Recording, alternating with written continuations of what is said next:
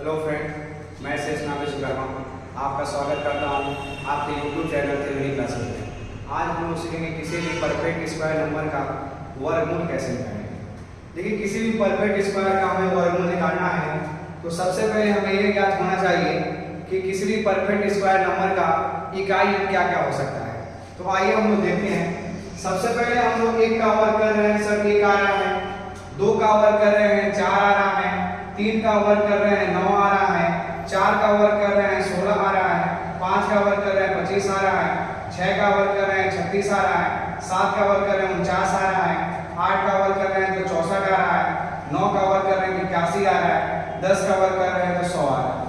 हम लोग देख पा रहे हैं सर इसके इकाई अंक में 2 नहीं आ रहा है, 3 नहीं आ रहा है, 7 नहीं आ रहा है और 8 नहीं आ रहा है। यानी कभी भी 2, 3, 7, 8 यह संख्या इकाई अंक पर हो तो वह संख्या पूर्ण वर्ग नहीं होती है।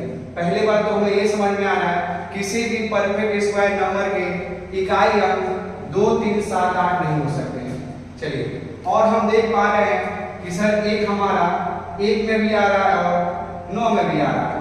4 हमारा 2 में भी आ रहा है और 8 में आ रहा है। तो देखिए, हम लोग समझ पा रहे हैं कि इकाई अंक जब हमारा 1 होगा तो संख्या 1 या 9 हो सकता है। जब इकाई अंक हमारा 4 हो गया तो संख्या 2 या 8 हो सकता है। 5 हमें केवल 5 में दिखता है। 6 हमें केवल 6 में दिखता है। 9 हमें केवल 3 और 7 में दिखता है। इसी के हेल्प से हम लोग किसी भी पूर्ण वर्ग संख्या का वर्गमूल निकाल सकते हैं। तो आइए पहला संख्या हम लोग देखते हैं। लिखा हुआ है सर, कर्ली में लिखा हुआ है आपका 34 81 3 4 8 है। सर हमें इसका वर्गमूल निकालना है। 3 4 8 है। तो सबसे पहले हम लोग इकाई अंक में देखेंगे कौन सी संख्या लिखी है। तो सर सबसे पहले हमें दिख रहा है इकाई अंक पे 1 लिखा हुआ है। तो 1 किसमें आ सकता है? 1 या 9 में। यानी इसका लास्ट अंक 1 होगा या 9 होगा। चलिए सर, इसके बाद वाले संख्या को सदैव छोड़ना होता है। अब हमें देखना होता है कि जो बचा हुआ संख्या है क्या किसी संख्या का पूर्ण वर्ग है।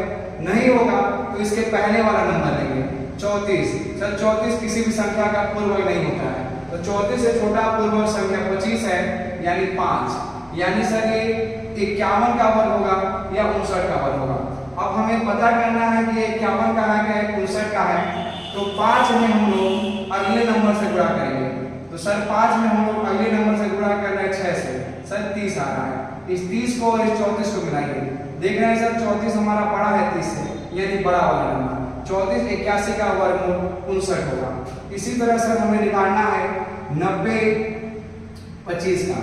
कोई हमें कह रहे सर 90 25 का वर्गमूल निकालना है। तो इकाई अंक पे सर 5 लिखा हुआ है। 5 केवल 5 में आता है। इसके बाद वाली संख्या को छोड़ देना है। 90 किसी का वर्ग नहीं होता है। तो 90 से छोटा वर्ग 81 9 के वर्ग में आता है।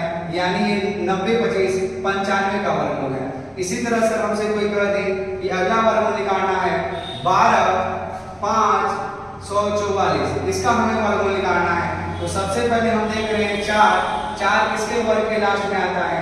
4 से लिखा हुआ है हमारा 2 या 8 के वर्ग में आता है।